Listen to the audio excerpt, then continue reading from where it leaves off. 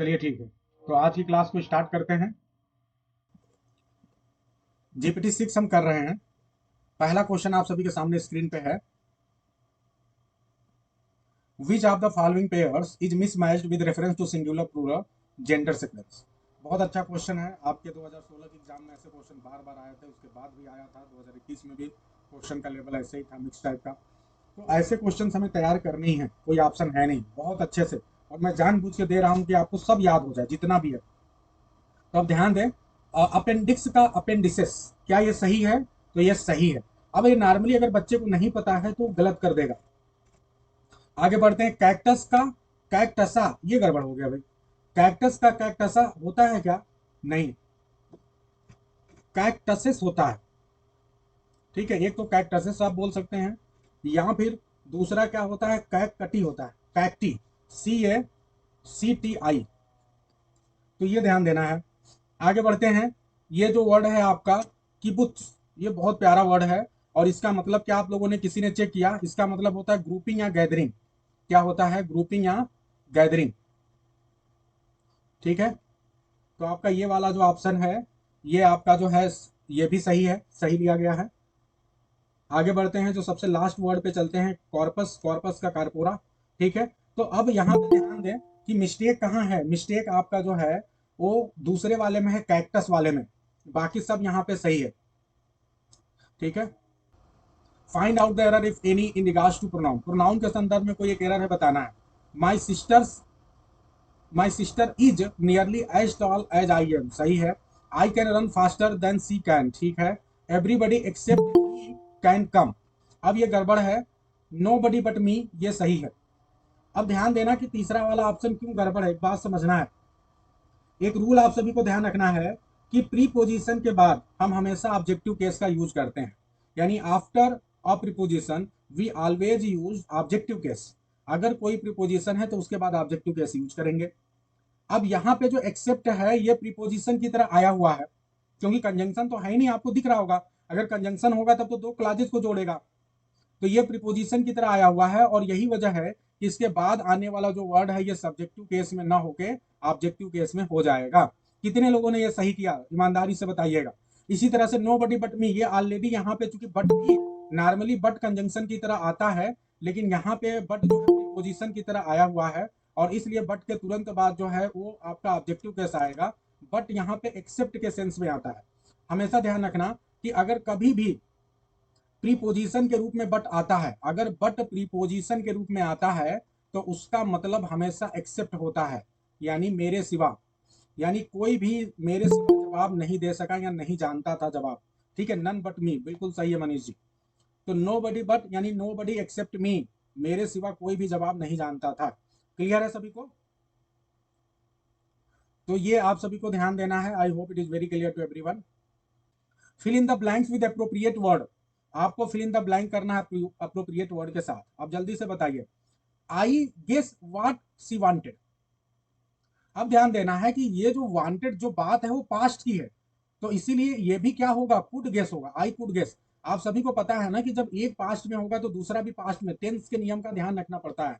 और ये वाला प्रेजेंट में है कि सी इज आयरिश, तो यहाँ पे कुड होगा, यहाँ कैन होगा, एकदम सिंपल है। यहाँ और कोई दूसरा ऑप्शन फिट भी नहीं बैठ रहा है। तो ये हो गया। क्वेश्चन नंबर 4 की ओर चलते हैं। Fill in the blanks with appropriate word. आपको अप्रोप्रिएट वर्ड से फिल इन द ब्लैंक करना है। ये नॉन फाइनाइट वर्ब से रिलेटेड क्वेश्चन है, नॉन फाइनाइट से रिलेटेड। कितने प्रकार के नॉन फाइनाइट वर्ब होते हैं, जल्दी जल्दी बताना आप सभी को। जल्दी जल्दी बताइए, तब तक मैं यहाँ बता रहा हूँ। यहाँ पे आई सा small boy in the gold fish pond, तो यहाँ पे क्या हो जाएगा, स्टैंडिंग। आई सा small boy standing in the gold fish pond, तो यहाँ स्टैंडिंग होगा। और जो यहाँ स्टैंडिंग आ रहा है, आप देखते हैं आपकी एग्जाम का दूसरा क्वेश्चन बता रहा हूँ। आपका एग्जाम में क्या होगा कि ये सेंटेंस लिखा होगा, स्टैंडिंग अंडरलाइन होगा, और आपसे पूछा जाएगा कि ये बताओ स्टैंडिंग प्रेजेंट पार्टिसिपल है कि जिरंड है। स्टैंडिंग प्रेजेंट पार्टिसिपल है कि जिरंड है? ये काफी इंपॉर्टेंट प्रश्न है आप सभी के लिए, क्योंकि आप सभी को पता है कि चाहे पार्टिसिपल हो, प्रेजेंट पार्टिसिपल, चाहे जिरंड हो, दोनों का स्ट्रक्चर वर्ब प्लस आईएनजी होता है। तो अब ये पहचानना बड़ा मुश्किल हो जाता है कि यहाँ जिरंड की तरह यूज हुआ कि पार्टिसिपल की तरह यूज हुआ। ठीक है, काफी इंपॉर्टेंट प्रश्न है। अच्छा, दूसरी बात आपको यह ध्यान देना है कि नॉन फाइनाइट 3 प्रकार के होते हैं, आप सभी ने देखा। एक इन्फिनिटिव होता है, दूसरा जिरंड होता है, और तीसरा आपका होता है पार्टिसिपल। पार्टिसिपल भी 3 प्रकार का होता है, present participle, past participle and perfect participle. ये आपको बेसिक बेसिक चीजें बता रहा हूं क्योंकि एग्जाम में सिर्फ इतना ही क्वेश्चन पूछा जा सकता है, तो be ready for that as well. अब यहां पे बात करते हैं कि ये जिरंड है कि आपका प्रेजेंट पार्टिसिपल है। तो आप सभी को मैं बता दूं कि ये प्रेजेंट पार्टिसिपल है, ना कि जिरंड है। यहां जो वर्ड आएगा वो प्रेजेंट पार्टिसिपल होगा, ना कि जिरंड होगा। अब क्यों होगा, आप कह सकते हो सर क्यों होगा, तो भैया एक ही तो चीज जानो, प्रेजेंट पार्टिसिपल और जिरंड में बेसिक अंतर क्या है। प्रेजेंट पार्टिसिपल एक एडजेक्टिव है, लेकिन जिरंड क्या है, एक नाउन है। ठीक है, जिरंड क्या होता है भाई, एक नाउन होता है, यानी अगर कोई जिरंड आएगा तो नाउन की तरह काम करेगा, लेकिन ये नाउन की तरह काम नहीं कर रहा है। आई सा स्मॉल बॉय, अब नाउन क्या काम करता है, नाउन काम करेगा सब्जेक्ट का, नाउन काम करेगा ऑब्जेक्ट का, नाउन काम करेगा कॉम्प्लीमेंट का। तो ये इन सब में से कोई भी काम नहीं कर रहा है, और यही वजह है कि ये प्रेजेंट पार्टिसिपल है। ठीक है, I hope it is very clear to everyone. अब मैं एक सेंटेंस और बोल रहा हूं, आप सभी बताएंगे, एक मैं सेंटेंस बोल रहा हूं, आप लोग इसको ट्रांसलेट करके बताएंगे। मैंने टुनटुन को हंसते हुए देखा, मैंने टुनटुन को हंसते हुए देखा, तो क्या बनाओगे, आई सॉ टुनटुन लाफिंग, बिल्कुल ये सही है, आई सॉ टुनटुन लाफिंग, ये आपका सही बनेगा। क्लियर, तो यही कॉन्सेप्ट ध्यान रखना है। यस, अच्छा अब एक चीज ध्यान दो कि अगर आपका जिरंड है, एग्जाम में ये भी आया था, जिरंड को कहते क्या है, तो जिरंड होता है वर्बल, वर्बल नाउन, क्योंकि ये नाउन का भी काम करता है, वर्ब का भी काम करता है। और जब आप पार्टिसिपल की बात करेंगे तो वो वर्बल एडजेक्टिव हो जाता है, क्योंकि वो एडजेक्टिव का भी काम करता है, वर्ब का भी काम कर सकता है। तो ध्यान रखना कि जितने भी आपके नॉन फाइनाइट्स होते हैं वो वर्ब तो होते ही हैं। अब ये है कि उसमें दो हैं, जैसे जिरंड और इन्फिनिटिव को आप बोलते हैं वर्बल नाउन, क्योंकि ये दोनों जो है वर्ब की तरह भी और नाउन की तरह, और केवल जो आपका पार्टिसिपल होता है उसे वर्बल एडजेक्टिव बोलते हैं। तो इसे याद रखना है। अब आगे बढ़ते हैं। अच्छा, इस क्वेश्चन में बहुत आसान भी था आपको एक्सप्लेन करना। अगर मैं आपसे पूछूं, कोई मुझे ये जवाब नहीं बताया, कोई मुझे ये नहीं बताया कि सर जीरंड नहीं है लेकिन एडजेक्टिव कैसे, ये तो प्रूव करके दिखा दो। जीरंड नहीं है लेकिन एडजेक्टिव कैसे, ये तो प्रूव करके दिखा दो। तो तरीका है, अगर मैं कहूं कि आई सा small boy standing in the gold fish pond, इसका मतलब क्या हुआ कि मैंने एक छोटे लड़के को देखा जो कि गोल्ड फिश पॉन्ड में खड़ा था। इसका मतलब उस लड़के के बारे में क्या अतिरिक्त आपको जानकारी मिल रही है, क्या डिस्क्रिप्शन मिल रहा है, उस लड़के की पहचान क्या है।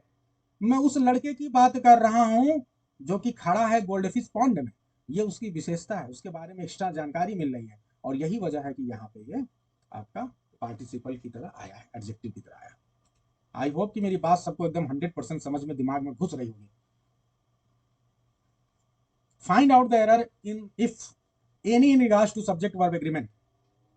सब्जेक्ट वर्ब एग्रीमेंट से रिलेटेड आपको कोई मिस्टेक दिख रहा है क्या, तो चलो पढ़ते हैं। There appears a number of new faces in the hall and I really do not know where they have come from. Clear एकदम है भैया, जब देयर का प्रयोग होगा तो देयर हमेशा, देयर हम ध्यान रखना कि ये सब्जेक्ट होता नहीं है, इसे इंट्रोडक्टरी सब्जेक्ट बोलते हैं।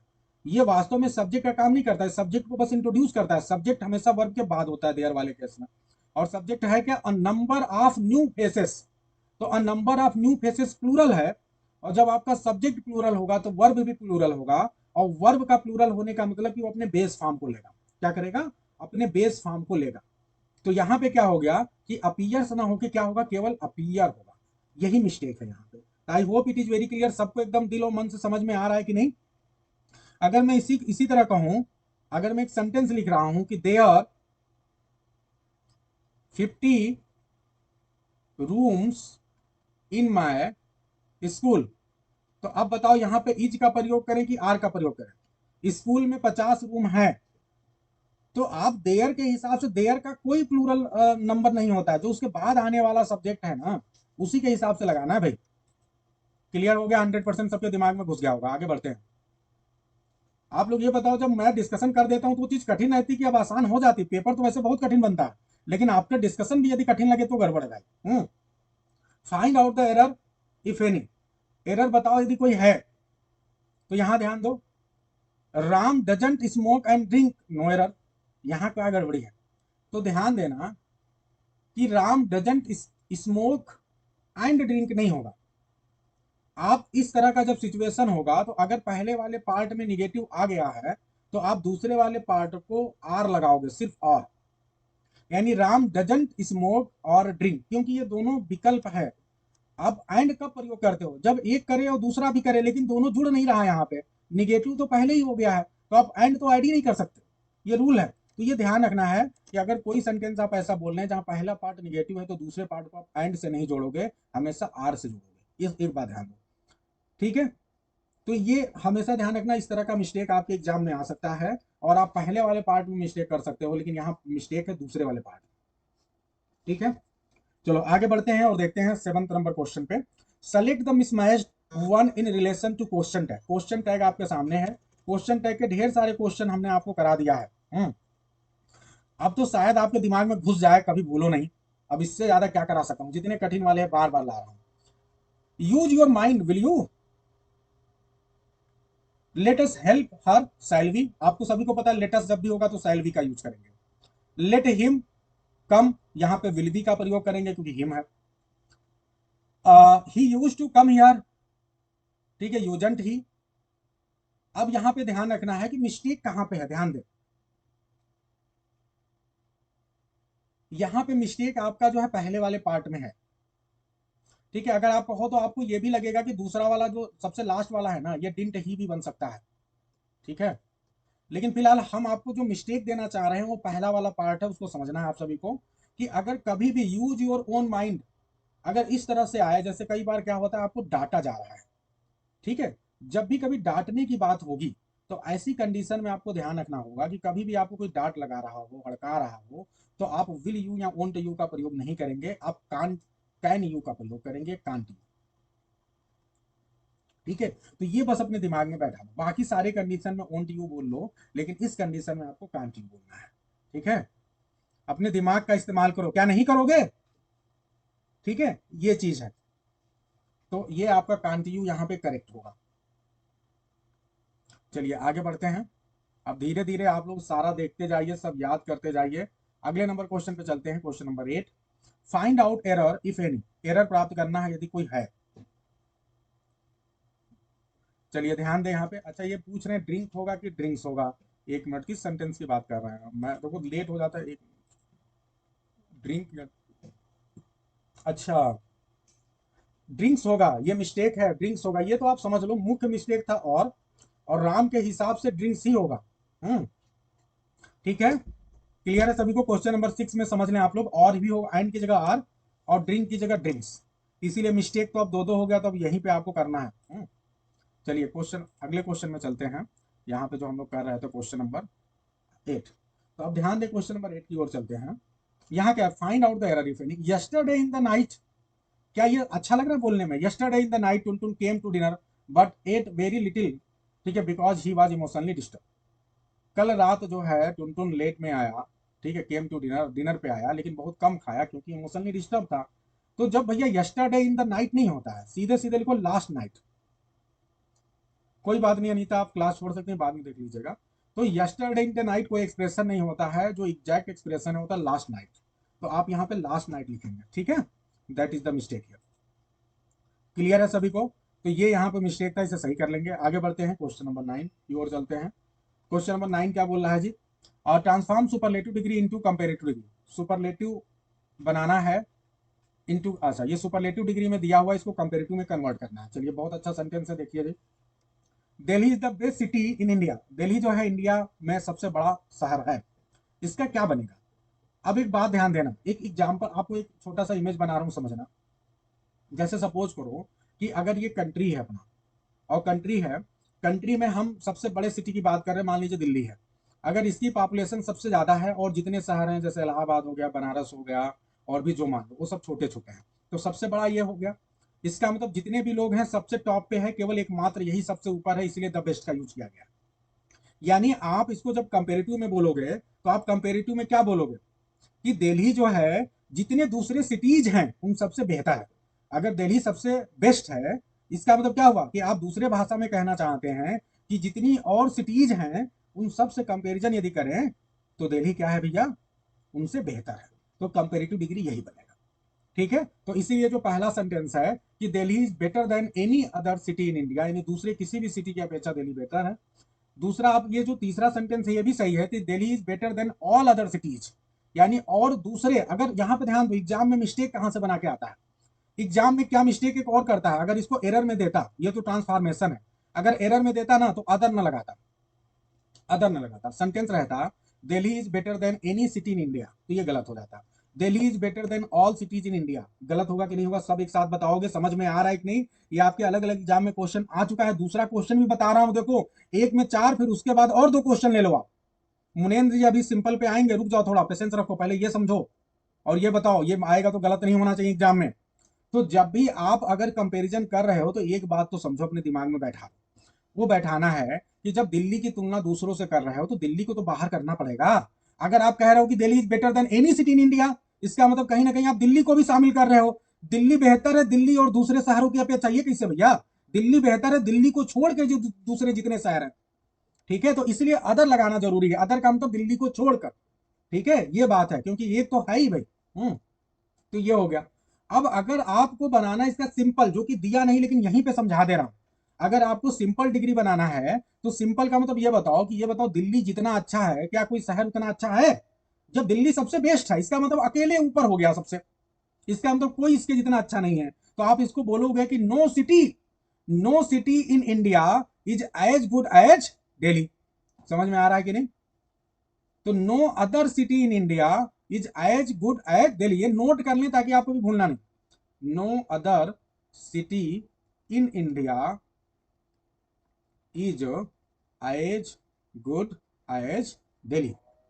सबको समझ में आ रहा है कि नहीं। तो हम आपको अभी सीधे सीधे इमेज से समझा रहे हैं, इमेज को देख के एकदम क्लियर हो रहा है। ठीक है, क्योंकि इसके जैसा कोई नहीं, आप देखो दिल्ली सबसे ऊपर है, यानी और सारे इसके नीचे हैं।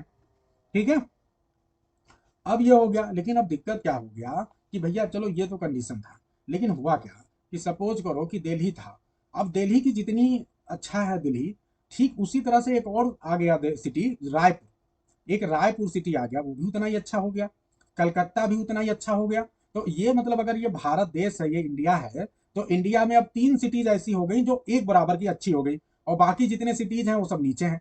तो इसका मतलब जब तीनों का तुलना किया गया तो तीनों एक बराबर नंबर पा रहे हैं, तीनों को एक रैंक मिला। तो भैया ऐसी कंडीशन में क्या करेंगे, तीन तीन बहुत अच्छे हो गए, तो अब अगर इसको सुपरलेटिव बोलना होगा तो क्या बोलोगे, और हमें दिल्ली की बात करनी है, तो अब दिल्ली अकेले तो है नहीं भैया द बेस्ट, तो आप ये नहीं बोलोगे कि Delhi is the best city in India, अब बोलोगे Delhi is one of the best, क्योंकि उसके साथ ही और भी हो गए। तो जब ऐसा हो जाए कि जब तुम्हारे बराबर के टक्कर के और भी लोग आ गए, तो आप अभी डायरेक्ट सुपरलेटिव नहीं बनोगे, वन ऑफ का सुपरलेटिव बनना पड़ेगा, तो वन ऑफ द बेस्ट हो जाएगा। क्लियर है। जब कंपेरेटिव बनाओगे तो अब क्या हो जाएगा, Delhi is better then most other cities, अब सीधे एनी अदर नहीं हुआ, मोस्ट अदर, ज्यादातर से अच्छा है लेकिन सबसे अच्छा नहीं है। ठीक है, और फिर जब कंपेरेटिव बनाओगे तो अब पॉजिटिव तो वेरी फ्यू सिटीज।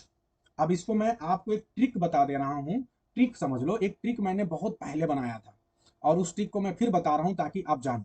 इसका ट्रिक मैंने बताया था, no any the best, no any the best, no any the best, और दूसरा क्या है, वेफी मेनी ऑफ द बेस्ट।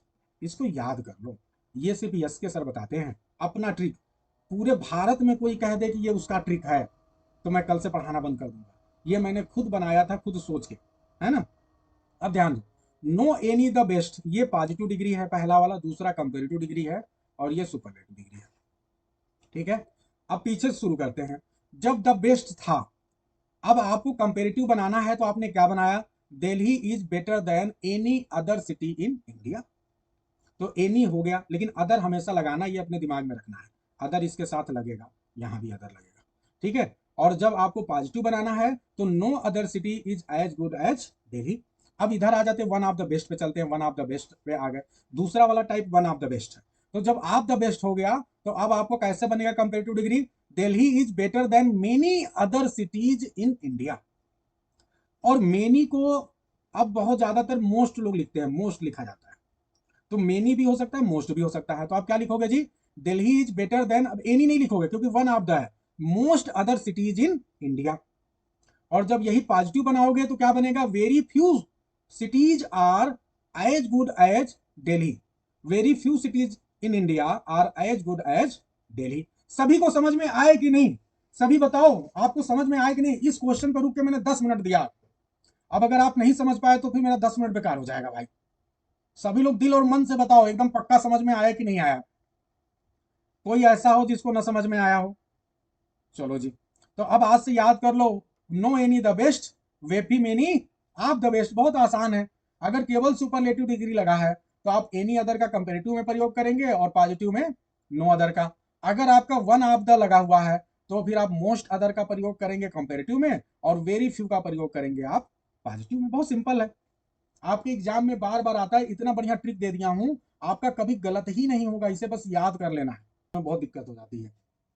आगे बढ़ते हैं, नेक्स्ट क्वेश्चन पे चलते हैं। Find out the error related to adjective. Adjective से रिलेटेड एरर आपको बताना है।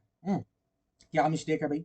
The more I study the less I learn. एकदम सिंपल है। जो दूसरा वाला सेक्शन है यहाँ पे द लगाना पड़ेगा, द लेस। एक्चुअली होता क्या है कि जब दो ऐसी चीजें बात हों कि जब दो प्रकार की चीजें एक साथ बढ़ोतरी हो, ठीक है, दो प्रकार के एक्शन में एक साथ बढ़ोतरी हो और एडवर्ब की बात किया जाए तो ऐसे कंडीशन में आप जो है दोनों जगह द का प्रयोग करते हैं।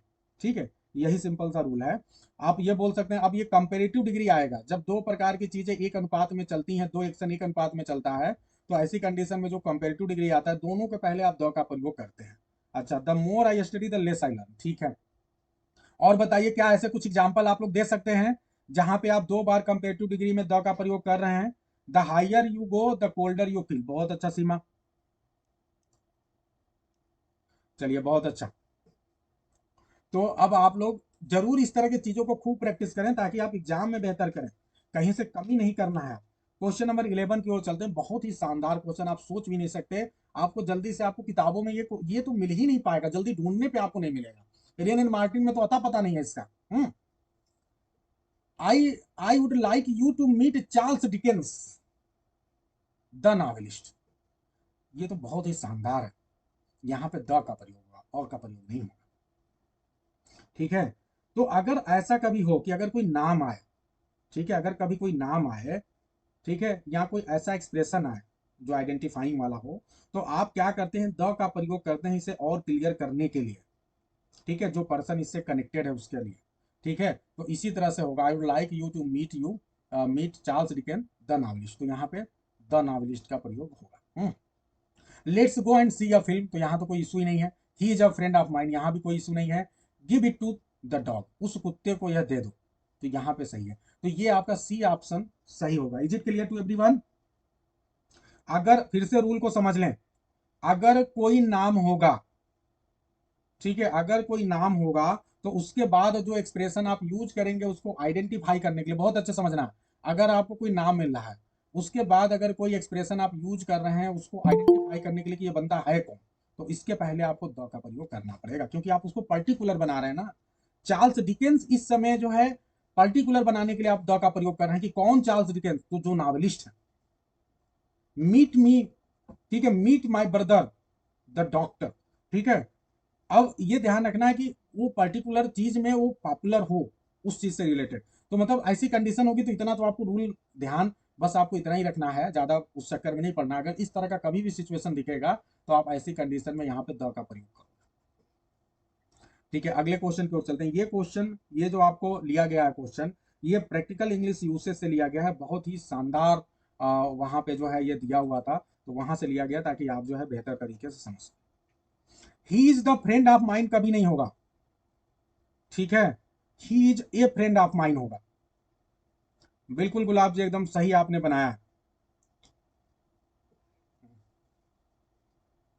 आप क्या बोलते हो, वह मेरा एक मित्र है ना, वह मेरा पर्टिकुलर मित्र नहीं है, वह मेरा एक मित्र है ना। चलो आगे बढ़ते हैं। Fill in the blanks with appropriate preposition. अब भरते हैं भाई, अप्रोप्रिएट प्रीपोजिशन डालते हैं।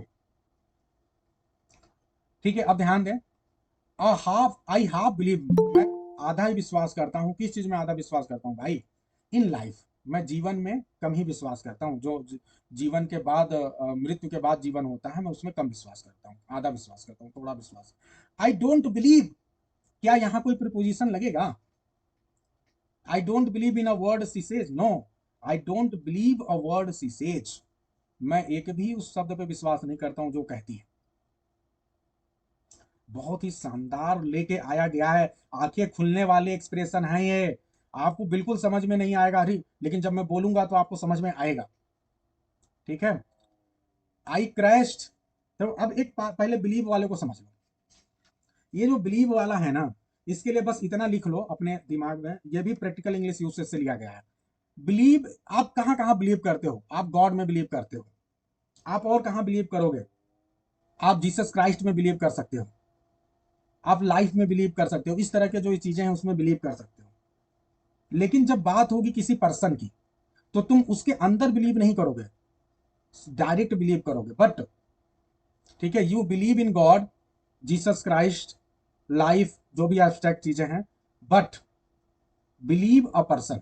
लेकिन जब पर्सन की बात होगी तो आप उस पर सिर्फ बिलीव करोगे, इन का प्रयोग नहीं करोगे। Believe a person or something that is said, या कोई भी चीज जो कहा जा रहा है, ठीक है, समथिंग दैट इज सेड।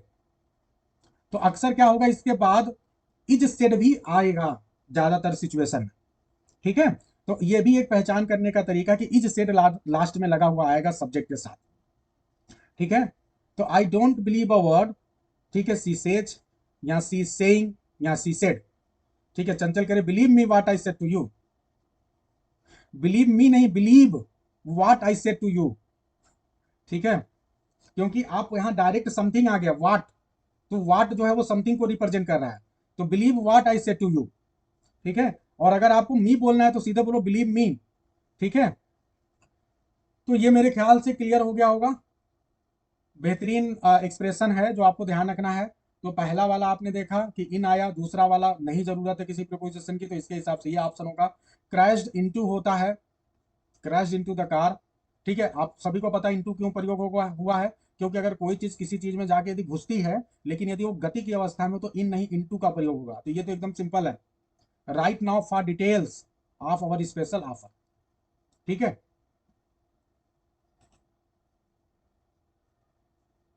ठीक है, क्लियर है सभी को? तो आपका क्वेश्चन नंबर 12 हो गया, आगे बढ़ते हैं क्वेश्चन नंबर 13 की ओर। और ये बहुत ही आसान है question number 13। Which pair is mismatched in regards to preposition? बहुत सिंपल है, सिंपल प्रीपोजिशन ये है, कंपाउंड ये है नहीं है, ये तो गड़बड़ है। कंपाउंड क्या होगा? अगर कंपाउंड की आप बात करोगे तो कंपाउंड हो सकता है एलॉन्ग हो सकता है, और क्या हो सकता है, एबब हो सकता है, ये सब कंपाउंड है। ठीक है, ये कंपाउंड नहीं, ये तो फ्रेजल है। ठीक है, पार्टिसिपल, तो ये सब याद कर लो। देखो ये सब आपके एग्जाम में ऐसे घूम के पूछ सकता है, आपको हर प्रकार के प्रीपोजिशन के बारे में पता होना चाहिए। अगले क्वेश्चन की ओर चलते हैं। क्वेश्चन नंबर 14 क्या बोल रहा है? Find out the error in regards to conjunction. Conjunction के संदर्भ में एरर बताना, बहुत ही सिंपल है। Because I like him so, अरे भैया एक ही बार दो दो एक सेंटेंस यदि है, अगर दो क्लाज है, अपने दिमाग में बैठा लो, अगर आप टू क्लाज को जोड़ रहे हैं तो दो क्लाज को जोड़ने के लिए दो कंजंक्शन का प्रयोग नहीं करोगे, केवल दुनिया में एक ही कंजंक्शन के द्वारा काम हो सकता है। तो दो कंजंक्शन क्यों जोड़ रहे हो? तो इसीलिए एक कंजंक्शन हटा दो पहले वाला। ठीक है, I liked him so I try to help. Clear है सभी को? सभी को आनंद आ रहा है कि नहीं भाई? थोड़ा मुस्कुरा भी दो कि सब नींद ऊद में आ गए रात में। तो ये fill in the blanks with appropriate word, appropriate word से फिल इन द ब्लैंक करना है। The plane is about to take off. ठीक है, अच्छा सीमा कह रही है टेस्ट में बी वाला ऑप्शन था, बिल्कुल सीमा, बाद में हमने बदल दिया। इसलिए बदल दिया क्योंकि दो दो ऑप्शन करेक्ट नहीं हो सकते ना, अगर ये इधर रहता तो इधर भी आप कहते कि जज सर यहाँ भी सो लगा, तो इसीलिए मैंने अब करेक्ट बना दिया है, मिस्टेक एक ही जगह होनी चाहिए। Fill in the blanks with appropriate word, appropriate word से जो है आपको फिल इन द ब्लैंक करना। तो अबाउट टू, जब कोई चीज एक निश्चित प्लान के साथ फिक्स होती है फ्यूचर में, तो अबाउट टू का प्रयोग करते हैं। ठीक है जी, नोट डाउन कर रहे हैं, बहुत अच्छी बात है। तो चलो ये आपके क्वेश्चन हो गए, आगे बढ़ते हैं जी। चलो question number 16, transform direct narration into indirect, direct to indirect में बदलते हैं। चलो भाई, Tuntun said may God bless you, Tuntun ने कहा कि गॉड आपको ब्लेस करे। ठीक है, तो अब यहां ध्यान दो, टुनटुन प्रेड दैट, यहां तक तो सब सही है, कोई दिक्कत नहीं है। गॉड, अब मे का माइट हो जाएगा ना, तो माइट केवल दो ही ऑप्शन में, तो ऊपर वाले कट गए। अब गॉड माइट ब्लेस, और किसको करेगा? मी करेगा, तो माइट ब्लेस वाला ही सही है, क्योंकि यहाँ माइट ब्लेस्ड लिखा है। तो माइट के बाद आप सभी को बार बार बताऊं कि मॉडल्स के बाद हमेशा वर्ब की फर्स्ट फॉर्म आती है। अपने दिमाग में बैठा लो, रट लो, जितने भी मॉडल्स हैं, can, could, may, might, should, are to, जितने भी मॉडल हैं, इनके साथ हमेशा वर्ब की फर्स्ट फॉर्म आएगी। ये वर्ब की सेकेंड फॉर्म आ गई, इसलिए गलत है। अब आप कहो सर जब मे को माइट बना दिया, तो जब ये वर्ब की सेकेंड फॉर्म हो गया, ये सेकेंड फॉर्म में चला गया, तो वर्ब भी तो सेकेंड फॉर्म में जाएगा, ऐसा आप बोल सकते हो। लेकिन नहीं, ये मॉडल अपने पास्ट में हो सकता है, लेकिन वर्ब का सेकेंड फॉर्म कभी भी सपने में यूज नहीं करना है। कैन कुड हो सकता है, लेकिन यदि कैन के बाद आया है आस्क, तो कुड के बाद भी आस्क ही आएगा। Is it clear to everyone? Exam में ऐसे मिस्टेक दे दिया जाता है कि जैसे कैन आस्क है तो आप कहोगे बहुत सही जी, कैन है तो इसके साथ आस्क लगा दिया, लेकिन जब कुड है तो कुड तो ये सेकंड हो गया पास्ट, तो इसको भी तो पास्ट कर देंगे। और आप कहीं से गलत भी नहीं हो, आपका तर्क एकदम सही है, एकदम सही सोच रहे हो भाई। जब कैन प्रेजेंट में है तो इसका प्रेजेंट आस्क, तो जब कुड पास्ट में है तो इसका पास्ट आस्क। एकदम सही सोच रहे हो, लेकिन ये गलत है। केवल बदलेगा केवल मॉडल, पास्ट वगैरह जो करना है मॉडल में कर लो, वर्ब में कोई छेड़खानी नहीं, verb fix. Is it clear? आनंद आया? मुस्कुरा दो। एकदम एक एक चीज इतना बार बता दूंगा ना कि सब आपके दिमाग में छेद करके जगह जगह से घुस जाएगा, कहीं गलती होने की संभावना ही नहीं रहेगी। Change into passive voice, passive voice में बदल दो भाई। कैसे? दोज ग्रेप्स टेस्टेड सोर, तो अब यहां ध्यान दो, यहां पे क्या होगा, तो दोज ग्रेप्स टेस्टेड सावर। अब यहां पे ध्यान देना, आपको इसको क्या बनाना पड़ेगा, टेस्टेड है ना तो पास्ट में चला जाएगा, ग्रेप्स है तो प्लूरल हो जाएगा, तो those grapes were sour when they were tasted. तो ये आपका D option will be the correct one. I hope it is very clear. तो D will be very clear here, D will be the answer. और question number 18 पे चलते हैं। Identify the type of clause in the given sentence. आपको type of clause बताना है, बहुत अच्छा क्वेश्चन रखा गया है, ये एडवर्ब क्लास से लिया गया है। अब आपको बताना है कि कौन सा एडवर्ब क्लॉज है, कंजंक्शन को पकड़ना है। Since you are so clever you will be able to explain this. जब आप सिंस का प्रयोग करते हैं तो हमेशा एडवर्ब क्लॉज ऑफ काज या रीजन होता है। सिंस या बिकॉज का जहां यूज होता है वो एडवर्ब क्लॉज ऑफ कॉज या रीजन होता है। अच्छी तरह से अपने दिमाग में बैठा लीजिए। अब मैं आपसे जल्दी जल्दी कुछ क्वेश्चन पूछूंगा, देखते हैं कितने लोग बता पा रहे हैं या आप सब टुनटुन बन गए हैं। बताओ कंडीशन वाले में क्या आएगा, कैसे पहचानोगे कंडीशन है, कैसे पहचानोगे रिजल्ट है, सबके एक एक बता दो। बहुत अच्छा जी, कंडीशन वाले में इफ आएगा, ठीक है। रिजल्ट वाले में क्या आएगा, रिजल्ट वाले में जल्दी से बताओ क्या आएगा, सो दैट। बहुत अच्छा राजकुमार जी, बहुत अच्छा। सो एक बार अच्छी तरह से सोच लो कि सो कहां आता है। ये एडवर्ब क्लॉज है, और अगर एडवर्ब क्लॉज है तो इसका मतलब सब ऑर्डिनेट क्लॉज है, और सब ऑर्डिनेट क्लॉज कोऑर्डिनेट क्लॉज से एकदम अलग है। जो कोऑर्डिनेट क्लॉज में आता है वो यहां नहीं आ सकता। चंचल बहुत बड़ी मिस्टेक कर रही हैं। देयर फोर कोऑर्डिनेट क्लॉज है, कोऑर्डिनेट कंजंक्शन है, तो क्या यहां आएगा? याद करिए कि अगर वो कोऑर्डिनेट कंजंक्शन होगा तो आएगा कि नहीं। आपको कंजंक्शन अच्छे से याद करना पड़ेगा, कोई बात नहीं है। तो का ही फार्मूला का ध्यान रखना है, वहां वाला कोई नहीं आएगा। ठीक है, तो अब ध्यान दो, यहाँ पे आप एडवर्ब क्लॉज ऑफ रिजल्ट के लिए सो दैट का इस्तेमाल करोगे, यही है फेमस वाला, यहाँ दैट आता है। ठीक है, आगे बढ़ जाओ। अब यहाँ पे ध्यान दो, एडवर्ब क्लॉज ऑफ पर्पज की जब बात करोगे तो पर्पज के लिए क्या आएगा,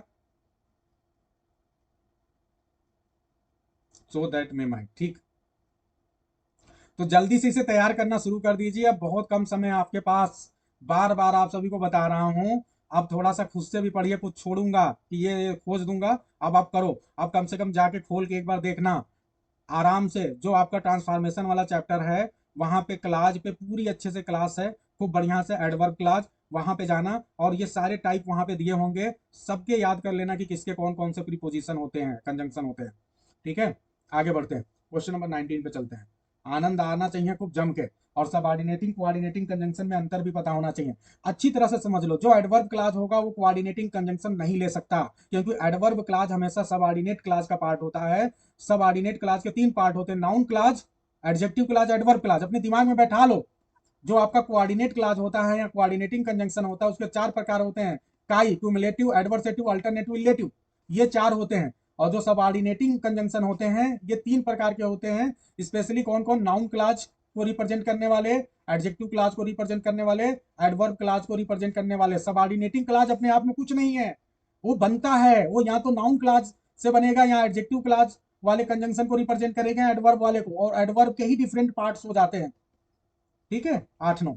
आई hope it is very clear. सब बताओ, अगर आनंद आया हो, समझ में आया हो तो तुरंत मुस्कुराओ, और तुरंत बताओ ताली बजा के कि यस आनंद आया। पूरी चीजें खोद खोद के निकाल रहा हूं कि अब से फिर से देखो, फिर से पढ़ो, फिर से करो। ठीक है, ताकि एकदम बढ़िया से हो जाए, कहीं से कोई कमी ना आए। हमारा स्टूडेंट इतनी बार चीजों को कर ले कि वो भूले ही ना। ठीक है, चलो आगे बढ़ते हैं। चलो पंक्चुएशन से रिलेटेड मिस्टेक देखते हैं। Which statement is not correct in reference to the punctuation. Punctuation से रिलेटेड क्या मिस्टेक है? अब जल्दी से देखो, इसमें वास्तव में दूसरे वाले में मिस्टेक है। होता क्या है कि जब भी आप कोई सेंटेंस है, अब कई बार क्या होता है आप कंफ्यूज हो सकते हो। कोई मुझे आप में से बता सकता है कि दूसरे वाले सेंटेंस में सब्जेक्ट और प्रेडिकेट में यदि डिवाइड करने के लिए मैं आपसे बोलूं तो सब्जेक्ट कहां तक होगा और प्रेडिकेट कहां तक होगा? सब्जेक्ट और प्रेडिकेट क्या है? Can anyone tell me? क्या मुझे कोई बता सकता है? पहले बी वाले में 19वें के बी में सब्जेक्ट और प्रेडिकेट क्या क्या है? बिल्कुल राजकुमार जी, वर्कर तक जितना भी है वो सब सब्जेक्ट है। ये मत सोचो कि सब्जेक्ट केवल वर्कर्स है। ये भैया जितना आपको दिख रहा है the standard of living of the dock workers, ये पूरा पूरा पूरा पूरा आपका सब्जेक्ट है। और उसके बाद वाज स्लोली इंप्रूविंग, ये प्रेडिकेट है। यानी पहली बार आपको ऐसा दिख रहा है कि जो सब्जेक्ट है वो तो प्रेडिकेट से भी बड़ा है। अच्छा, कई बार आप धोखा खा सकते हो। ये मत हमेशा सोचना कि हमेशा वर्ब के बाद आने वाला प्रेडिकेट होगा, वर्ब के पहले आने वाला सब्जेक्ट होगा। जैसे मैं एक सेंटेंस लिख रहा हूं, जल्दी बताओ। Here comes Ram, here comes Ram. अब जल्दी से बताओ, हियर कम्स राम, इसमें सब्जेक्ट और प्रेडिकेट कौन बताएगा? यहाँ पे सब्जेक्ट कौन है और प्रेडिकेट कौन है? तो सब्जेक्ट राम है और प्रेडिकेट क्या है? Comes here. ये उल्टा जाएगा, सेंटेंस को इन्वर्स कर दिया गया। कई बार इन्वर्स करके आपको फंसा देगा, तो समझना पड़ेगा। तो इसीलिए हमेशा मतलब रूल को तो याद रखो कि वर्ब के पहले वाला सब्जेक्ट है, लेकिन ये भी देखो कि इन्वर्जन तो नहीं हुआ है। ठीक है, चलो। तो अब होता क्या है कि भैया एक नियम जानो, दुनिया का कोई भी सेंटेंस जो बनता है वो सब्जेक्ट और प्रेडिकेट को मिला के बनाया जाता है। अब जब सब्जेक्ट और प्रेडिकेट को मिला के बनाते हो तो भैया सब्जेक्ट और प्रेडिकेट के बीच में कहीं पे कॉमा नहीं लगता है। अगर कॉमा लगा दिए तो फिर मतलब क्या रहा, ये तो दोनों जोड़ा हुए। इन जोड़ों के बीच में कहीं कोई गैप नहीं होने वाला, कोई पाज नहीं आने वाला।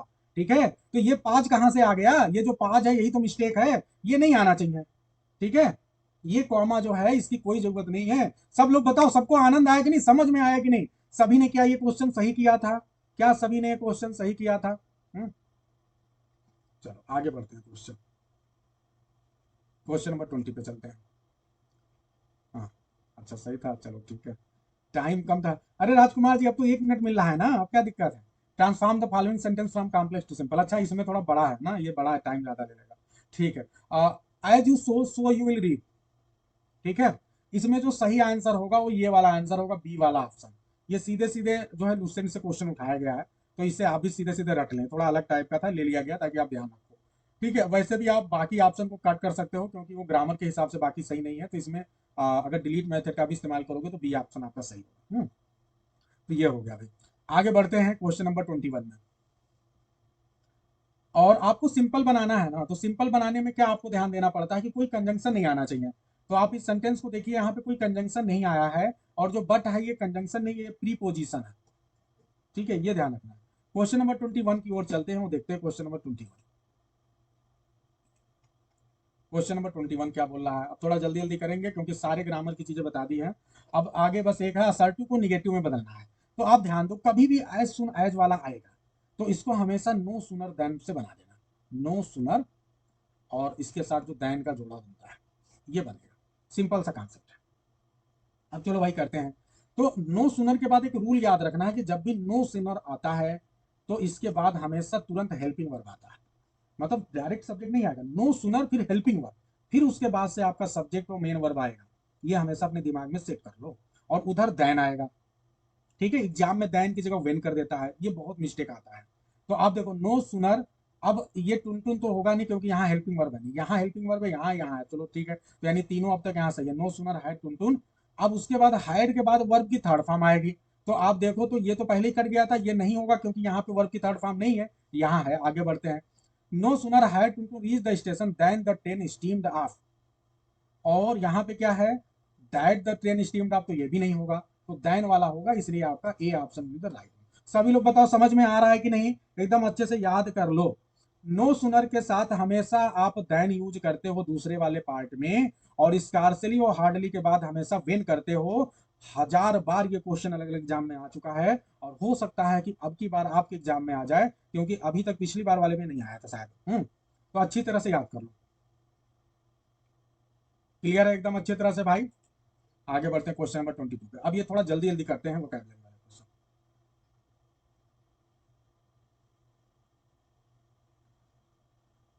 कोई दिक्कत नहीं है, ये वाला ज्यादा मिस्टेक नहीं आता है, क्यों परेशान है। चलिए आगे बढ़ते हैं, क्वेश्चन नंबर 22 पे चलते, इसको भी आएगा, डिस्कस कर देंगे, ज्यादातर में मेक ही होता है। ठीक है, आगे बढ़ते हैं। Which pair is incorrect regards to synonym. अब ध्यान दें, सिनोनिम से संदर्भित बताइए क्या मिस्टेक है। देखो, इमेंसिपेट का मतलब होता है लिबरेट करना, फ्री कर देना।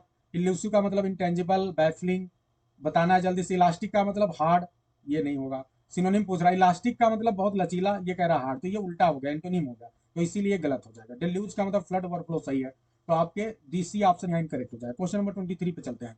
कासस का मतलब जो बहुत ध्यान देके चल रहा है, तो नेग्लिजेंट मतलब ठीक उसका उल्टा हो गया। कंट्रोवर्शियल का मतलब जो हमेशा कंट्रोवर्सी में रहता है। अनडिस्प्यूटेड जो नहीं रहता है। डिटेस्ट का मतलब घृणा करना। लाइक का मतलब पसंद करना, तो ये तीनों तो एकदम एंटोनिम है, चौथा अपने आप हो जाएगा इसका आंसर। डाइवर्ज का मतलब क्या होता है, रिवील करना, ये इसका सिनोनिम है। इसका उल्टा क्या होगा, हाइड करना, छुपाना। क्लियर है, एकदम समझ में आ रहा है कि नहीं। जो वोकैबुलरी है ये भी बहुत, आप लोग को सारे चार चार क्वेश्चन लाए गए हैं, और जल्दी जल्दी बताने की कोशिश कर रहा हूं ताकि हमारा स्टूडेंट चीजों को जल्दी से समझ ले, सीख ले और बार बार प्रैक्टिस कर ले। क्वेश्चन नंबर 24 पे चलते हैं। Which pair is incorrect in relation to one word substitution. बताओ भैया क्या गलत है। Rapid increase in number of amount of something, किसी चीज में बहुत ज्यादा वृद्धि हो, तो प्रोलिफरेशन, ठीक है, एकदम सही है। वृद्धि होने को प्रोलिफरेशन बोलते हैं। Guide guide the course of a ship specially by using instrument. अगर आप शिप वगैरह चला रहे हैं, रास्ते को गाइड कर रहे हैं कैसे चलाना है, तो उसके लिए जो वर्ड इस्तेमाल होगा वो नेविगेट करना होता है। One whose hobby is a stamp collection, ये आपके पिछली बार एग्जाम में आया था। जो है स्टाम्प कलेक्शन जो है, जिसकी हॉबी हो, क्या होता है, फिलेटलिस्ट होता है। बहुत अच्छा क्वेश्चन है, ये कई बार आ चुका है अलग अलग एग्जाम में। अब फैमिली ऑफ यंग एनिमल, यही गड़बड़ है। फैमिली ऑफ यंग एनिमल को क्या बोलते हैं, जल्दी से आप लोग बताएंगे, who will give the answer. क्या आप लोगों ने खोजा कि नहीं खोजा। इसको ब्रूड बोलते हैं, बहुत अच्छा, सीमा यादव, श्रीपति जी, ब्रूड। लेकिन ये कोल्ड्रन क्या होता है, कोल्ड्रन भी बहुत प्यारा वर्ड है। अगर आप लोगों ने मैकबेथ पढ़ा होगा, मैकबेथ, तो मैकबेथ में आप देखते हैं कि मैकबेथ अपने भाग्य को लेकर बहुत परेशान रहता है राजा बनने के बाद। तो विचेज को ढूंढते ढूंढते जो है पहुंच जाता है रेगिस्तान में, आधे जंगल में खोजते खोजते, और वहां पे एक बहुत बड़ा सा कोल्ड्रन रहता है, और उसमें जो है अलग अलग प्रकार के सुअर के मांस और पता नहीं क्या क्या काट के, अलग अलग एनिमल के सब डाल के उसको उबाल रहे थे सब। तो वही कोल्ड्रन मतलब कढ़ाई होती है भाई, सिंपल सा। ठीक है, हांडा, ठीक है। तो सबको क्लियर हो रहा है ना बढ़िया से एकदम। देखो, शेक्सपियर, मिल्टन सब यही में घुस जा रहे हैं, आप लोग को सब एकदम बढ़िया से याद कर लो। Question number 25, select the mismatched phrasal word. Mismatched phrasal word को सेलेक्ट करना है, तो इसमें पहला वाला ही गलत है, कूल ऑफ। कूल ऑफ का मतलब क्या होता है, कूल मतलब एकदम जो शांत हो, और ऑफ मतलब अलग हो जाए, ऑफ मतलब हट जाना। तो अगर शांति हट गई तो इसका मतलब टेम्परेचर खत्म हो गया। कामनेस नहीं, काम को खत्म हो जाना, तो यानी टू लूज टेम्परेचर, गुस्से में आ जाना या टेम्परेचर लूज कर देना, आपका होता है कूल ऑफ। और ये टू आई लिखा हुआ है, तो ये गड़बड़ हो गई, यही वाला, बाकी तीनों सही। क्वेश्चन नंबर 26 पे चलते हैं और देखते हैं क्या है। Select the mismatched idiom. Idiom mismatch बताना। Excuse my friends, used to apologize for swearing, ठीक है। A penny for your thought, a way of asking that someone what someone thinking, ये भी सही है। अब बी डिफाइंस का मतलब टू बी एन इरिटेट। अब ये ध्यान देना है, जल्दी से आप सभी को बताना है, यहाँ पे तीसरा ऑप्शन आपका गलत है। ठीक है, टू बी डिफाइंड का मतलब क्या होता है, डिफाइंस का मतलब, अगर आप, ठीक है, अगर किसी चीज से डिफाइंस कर रहे हैं, इसका मतलब आप उस चीज को डिसरिगार्ड कर रहे हैं, उसको नहीं मान रहे हैं, उसके विरोध में जा रहे हैं। ठीक है, तो आप क्या बोलते हैं, टू डिसरिगार्ड समथिंग। ठीक है, ये हो गया। अच्छा, अब जो एक दूसरा वर्ड है, टू बी इरिटेंट, यानी बहुत ज्यादा इरिटेट हो जाना, इसके लिए क्या, इसका भी कोई है, तो यस, इसके लिए भी याद कर लो ताकि एक और आपको याद आ जाए। तो इसमें लिख लें, गेट ऑन समबडीज नर्व्स, ये भी एक इडियम है। Get on somebody's nerves, nerve, somebody nerves, ये आपके एग्जाम में कई बार आ चुका है, NERVS, get on somebody nerves. ठीक है, नोट कर लें इसे, NERVS, तो ये इसका मतलब होता है, यानी आप किसी चीज को जो है, किसी व्यक्ति के लिए इरिटेशन का कारण बन जाए। ठीक है, इसका मतलब ये हुआ टू बी एन इरिटेंट का मतलब। ठीक है, और इसके लिए जो मैंने आपको बताया इडियम, वो क्या होगा, गेट ऑन समबडी नर्व्स। ठीक है, आगे बढ़ते हैं, क्वेश्चन नंबर 27 पे चलते हैं, करते हैं क्वेश्चन नंबर 27 क्या बोल रहा है जी। क्या है जी question number 27, select the incorrect spelling. Curious, curse, curry, बहुत आसान आसान मिल गया, अब तो कर लिया होगा। प्रिविलेज, ये गलत है, क्या सबने सही किया था। प्रिविलेज की स्पेलिंग गलत है, यहाँ ई होगा। ठीक है, तो ये बच्चों वाला है, इसमें बताने की जरूरत नहीं है। प्रिविलेज का मतलब सौभाग्य, सुविधा, साधन जो आपको मिला है। ठीक है, और select the mismatch foreign word. Foreign word बड़े प्यारे प्यारे मिल रहे हैं, आप लोगों को खुश होना चाहिए, बड़े प्यारे प्यारे फॉरेन वर्ड आपको दिए जा रहे हैं। जैसे यहाँ पे पहला वर्ड है बहु इडियाल, ये इसको इडियाल पढ़ते हैं, ये अपनी लैंग्वेज इंग्लिश नहीं है, बहु इडियाल। इसका मतलब क्या होता है? Highest standard of excellence. ठीक है भैया, कोई दिक्कत नहीं, आगे बढ़ते हैं। अब ये क्या है? बहुमोंड। ये बहुमोंड क्या है? Fashionable society. ठीक है, उसके बाद क्या है? बिले बिले डू, ये बिले डू है। अब बिले डू का मतलब मास्टरपीस नहीं होता, बिले डू का मतलब होता है लव लेटर, याद रखना, लव लेटर। और ये क्या है? बॉनमट। बोनमट, बोनमट का मतलब क्लेवर और विटी रिमार्क, ये सही है। तो बहुत प्यारे प्यारे वर्ड्स हैं, याद कर लो भाई, आप सभी के लिए बहुत बढ़िया बढ़िया लाया जा रहा है। क्वेश्चन नंबर 29 पे चलते हैं। Which of the following option is correct in correct order according to dictionary. तो अगर आप देखेंगे तो डिक्शनरी के हिसाब से यहाँ पे करेक्ट ऑर्डर में कौन है? तो सी वाला है। ठीक है, पहले आई आया है, पहले एच आया है, फिर आई आया है, फिर उसके बाद आर आया है, आर ए है, फिर आर ई है, तो एकदम सही है। अब आगे बढ़ते हैं, एक मतलब भी समझ लो। देखो हर बार हम कुछ दे रहे हैं तो कुछ मतलब के साथ। जैसे विटल का मतलब क्या होता है? विटल का मतलब किसी चीज को छीलना होता है, पील करना, सेव करना। ठीक है, ये होता है। फिर विनो का मतलब क्या होता है? विनो का मतलब पंखा झलना। और स्पेशली जब आप देखते हैं जो गेहूं के साथ तो भूसा पहले रहता है ना, तो गेहूं से भूसे को, उसके कवरिंग को हटाने के लिए, ठीक है, और भूसे के लिए एग्जैक्ट वर्ड जो होता है चाफ, तो उसके चाफ्स को हटाने के लिए आप विनो करते हैं। ठीक है, तो विनो का मतलब सिर्फ इतना समझो कि झलना। ठीक है, पंखा झलना, किसी चीज से झलो, हवा करो। ठीक है, ये हो गया। और रैत का मतलब क्या हो गया? रैत का मतलब एंगर, बहुत ज्यादा गुस्सा होना। और रेंच का मतलब क्या होता है? बहुत प्यारे प्यारे वर्ड लाया गया। रेंच का मतलब ऐठन, अगर कोई ऐठन है, जैसे ठीक है, जैसे पुल या जर्क अगर आपको है उसके लिए यूज। ठीक है, तो क्लियर है सभी को? तो अक्सर आप देखिए, अगर आपने कीट्स का एक पोयम पढ़ा हो, ओ टू आटम, तो ओ टू आटम में आपको मिलेगा विनोइंग। जो आटम सीजन है उस समय जो है, जब फसलों की कटाई होती है, जब गेहूं के फसल, वीट की फसल कटती है, तो फिर उसके बाद उसमें से उसके जो है चाफ को आप अलग करते हैं, भूसे को अलग करते हैं, तो उस प्रक्रिया में विनोइंग का आप यूज करते हैं। ठीक है, I hope it is very clear, सभी को समझ में आ रहा होगा। तो इसी के साथ आज की क्लास हमारी खत्म होने के कगार पे है। कितना आनंद आया आप लोग बताएंगे। आप सभी देख सकते हैं लिटरेचर में कितने बेहतरीन क्वेश्चन आपको मिल रहे हैं। एक क्वेश्चन में 4 क्वेश्चन हम आपको हर बार दे रहे हैं, ताकि हम चाह रहे हैं कि हमारा बच्चा हर दिन जो है कम से कम उसे 50 से 60 क्वेश्चन तो कन्फर्म ही हो जाए, कम से कम। और इस तरह हमारा टारगेट है कि हम ग्रामर में आपको 5000 नियम को पढ़ाना चाह रहे हैं, 5000 टाइप के क्वेश्चन कराना चाह रहे हैं। इसी प्रकार से आपको हम लिटरेचर में भी 5000 टाइप के क्वेश्चन कराना चाहते हैं, हमारा मतलब सोच है। और आप सभी देखिए, जब मैं आज आपको बता रहा था तो मैं साथ ही साथ में कुछ और भी टाइप बता दे रहा हूं। जैसे जब मैं आपको बता रहा हूं कि नो सुनर के बाद आपको हेल्पिंग वर्ब और फिर उसके बाद दूसरे वाले पार्ट में देन आएगा, तो स्कार्सली और जो है हार्डली के बाद वेन आएगा, ये भी बता रहा हूं। तो मतलब आप कई चीजें कनेक्ट कर रहे हैं। जब एक रूल बता रहा हूं तो उस रूल से रिलेट करके कुछ और दूसरे जो कनेक्टेड रूल्स हैं या सेंटेंसेज है वो भी बताने की कोशिश कर रहा हूं। तो हमारी तरफ से पूरी कोशिश है कि हम कितना आपको दे दें। अब बाकी आप कितना ले रहे हैं, कितना ईमानदार हैं, ये आपके ऊपर डिपेंड करता है। लेकिन मैं गारंटी के साथ बोल रहा हूं कि आपको कुछ नहीं करना है, केवल ईमानदारी से टेस्ट को देना है, इस वाली क्लास को लेना है। अगर ये क्लास छूट जाए तो इसकी रिकॉर्डिंग देखनी है, और फिर उसके बाद नोट्स बना लेना है, और उसको डेली बेसिस पे बस रिवीजन करिए। इतना ही करना है, कोई रोक नहीं पाएगा आपको। और सिर्फ यूपी टीजीटी पीजीटी नहीं, भारत का कोई एग्जाम दीजिए आप, ग्रामर में आपको कोई रोक नहीं पाएगा। इसी के साथ आज की क्लास को एंड करते हैं। Good night. कई सालों से तैयारी करने के बाद भी क्या आप सरकारी नौकरी से वंचित हैं? वो भी केवल इंग्लिश ग्रामर की वजह से? क्या आपके सिलेक्शन में ग्रामर ही सबसे बड़ी बाधा है? क्या आप भी ग्रामर के रूल्स और वोकैबुलरी बार बार याद करने पर भी भूल जाते हैं? तो आपकी इसी प्रॉब्लम को ध्यान में रखते हुए एसके सर लेकर आए हैं आपके लिए इंग्लिश ग्रामर एंड वोकैबुलरी का ऑल इन वन बैच, जिसमें आपको SSC, TGT, PGT, banking, school Olympiads, NDA, CDS, railway, UP police, Delhi police और सिविल सर्विसेज CSET जैसे गवर्नमेंट एग्जाम्स की तैयारी बेसिक टू एडवांस लेवल पर कराई जाएगी। और साथ ही आपकी प्रैक्टिस के लिए टेस्ट सीरीज भी आपको प्रोवाइड कराई जाएगी। और ये ऑल इन वन बैच आपको मिलेगा मात्र 200 रुपए पर मंथ के अट्रैक्टिव प्राइस में। तो बिना वक्त गवाए आज ही ज्वाइन करें और अपना सिलेक्शन पक्का करें।